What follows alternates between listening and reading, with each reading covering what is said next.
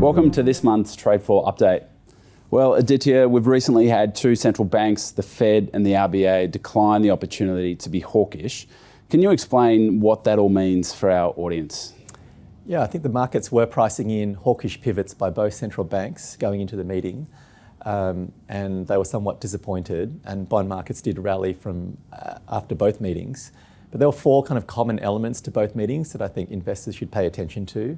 Firstly, both of them talked about the relative importance of both the inflation part of their mandate, but also the employment part of their mandate. You know, when inflation, headline inflation is 8-9%, and underlying inflation is at 5-6%, then of course the inflation part of their mandate takes complete primacy. But now that inflation has moderated a lot, and underlying inflation is around 3.5%, you know, closer to target but not quite there, then there's greater balance between the inflation part of their mandates and employment part of their mandate.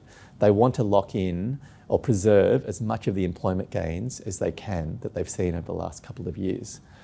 Also, you know, both central banks talked about inflation expectations being pretty well anchored.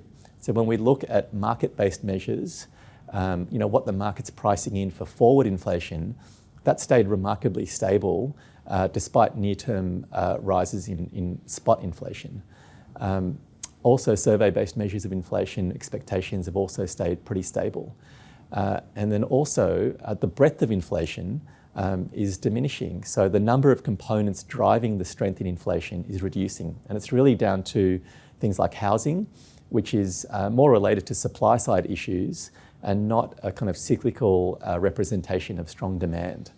And lastly, the disinflation process has really stalled, but we haven't seen a re-acceleration of inflation. So I think, you know, they're the four things that were common in both central bank meetings, and that's what you need for central banks to really turn hawkish. I guess with that backdrop, can we say that central banks have ruled out another rate hike, and after all, that is investors' main concern? I don't think you can say they've ruled it out, but what you can say is that it's kind of revealed their preference. The probability of a hike is lower because they really are focused on preserving those employment gains.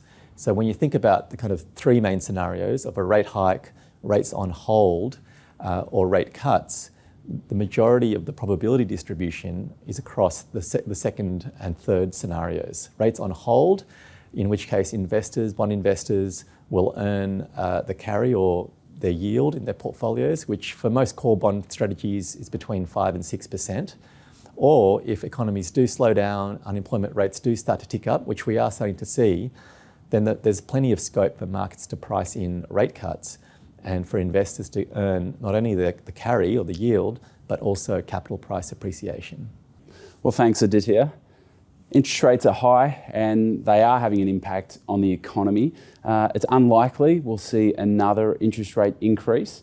It leaves the opportunity for investors to lock in higher interest rates and to potentially benefit from interest rate cuts being priced in. To learn more about the yields on PIMCO funds, please visit pimco.com.au.